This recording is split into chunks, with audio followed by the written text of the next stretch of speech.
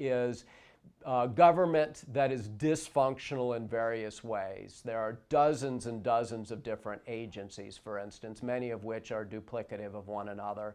There needs to be an addressing of those governance issues and elimination of some of the duplication within the government, a more credible system of determining what their revenues are, more credible budgets, and for that, I think you need a control board. And so I have proposed, as others have proposed, a control board that looks a lot like the control board that was used in Washington in the 1990s. In Washington, D.C., a control board was put in place when Washington was in financial trouble in the mid-1990s. It actually worked very well.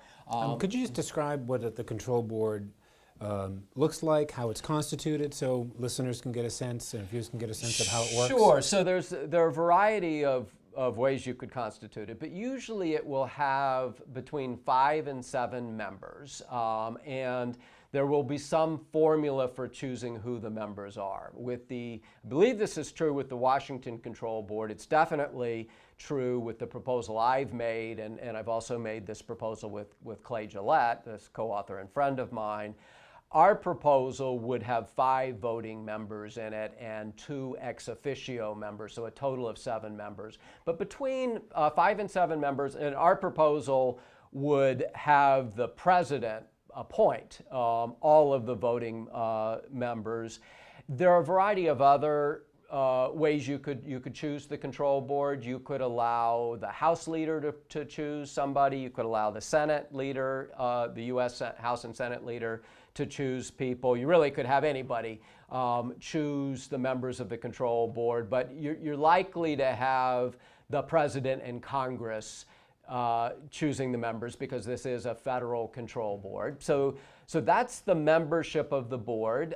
It'll ordinarily have voting rules for how they make decisions. The obvious voting rule would be a majority of the 5 or of the 7 members will make any decision, and then you give the control board whatever powers you want to give them. It can be anything from the control board makes recommendations to the government on the one hand, to on the other hand, the control board has the power to veto budgets that it considers out of line, to veto a fiscal plan for the future of Puerto Rico or whatever it is. You can give the control board the power to decide whether Puerto Rico can borrow money or not. You can give the control board the power to oversee the contracts Puerto Rico enters into. So that you can do whatever you want pretty much with the control board. Not surprisingly, Puerto Rico tends to like a control board where the control board is making recommendations and doesn't have formal authority.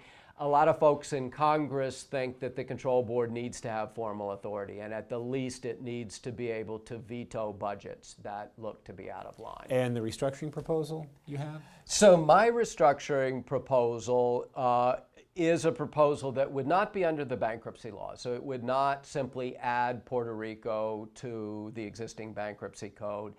It would be a territory-specific restructuring proposal.